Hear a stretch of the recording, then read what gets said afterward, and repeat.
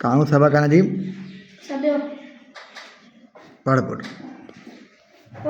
पोरे जी अहमियत नबी करीम सल्लल्लाहु अलैहि वसल्लम जन जो इरशाद आहे त पोरियत खुदा जो दोस्त आहे हक हलाल जो पोरियो बेहक इबादत आहे बेहक ना है पुट हिक हिक इबादत आहे उहो इंसान जेको पोरे खां किबाई तो सो सदाई ॿियनि जो मोहताज रहे थो।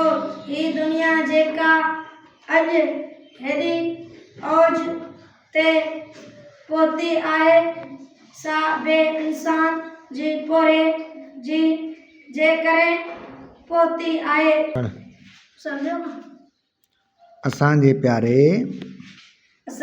प्यारे पैगंबर हज़रत मोहम्मद रसूलुल्लाह खातमुन नबीय्यीन सल्लल्लाहु अलैहि वसल्लम तर्जुमो हज़रत मोहम्मद अल्लाह ताला जो रसूल आहे ऐं अल्लाह ताला जो आखिरी नबी ऐं रसूल आहे। संदन सल्लल्लाहु अलैहि वसल्लम ऐं संदन आल ऐं असहाब सगोरन रज़ियल्लाहु अन्हु अजमईन जे मथां अल्लाह ताला जी रहमत ऐं सलामती हुजे। जन पोरे जो घणो ताकीद फरमायो आहे पाण सगोरा सल्लल्लाहु अलैहि वसल्लम जेकी बे फरमाईंदा हुआ उन ते पहिरियां पाण अमल कंदा हुआ।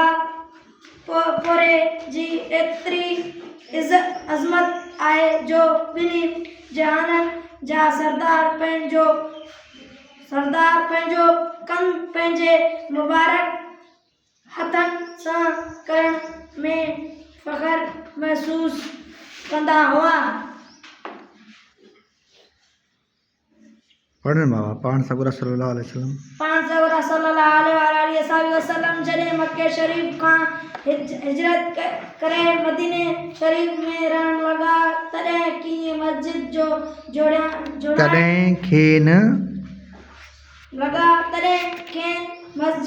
जो जोड़ियां जो ख्याल आयो उन करे पाण सगोरन सल्लल्लाहु अलैहि वसल्लम हज़रत अबू अयूब अंसारी जे घर जे भरिसां ज़मीन जो कुझु टुकड़ो ख़रीद कयो। उहो ज़मीन जो टुकड़ो पनो निजार कबीले जे ॿिनि यतीमनि भाइरनि जो हो। उन ज़मीन जे टुकड़े ते जंग हो जिते खजनि जा कुझु वण बे बीठल हुआ। पाण सगोरन सल्लल्लाहु अलैहि वसल्लम जंग ऐं खजनि जा वण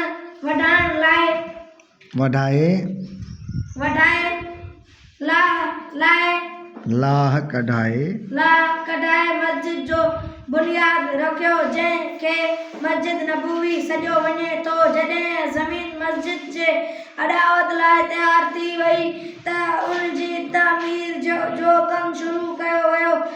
हज़ूर अकरम सल्लल्लाहु अलैहि वसल्लम जन ॿियनि असहाबनि सां गॾु पाण हिक पोरियत वांगुरु मस्जिद जी अॾावत में हिसो वरितो।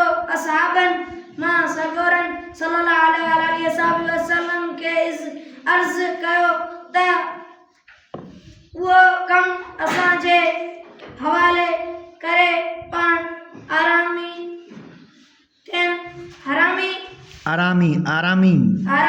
थियनि पर रसूल करीम सल्लल्लाहु अलैहि वसल्लम जन असहाबनि सां गॾु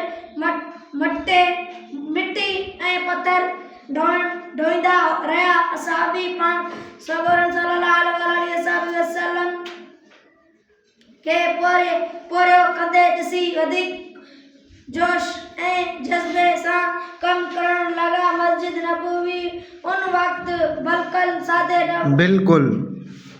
बिल्कुल सादे नमूने ठाहे वई। कचनि सिरनि जूं भितियूं ठाहे उन्हनि जे मथां खजनि जे फरनि जी छत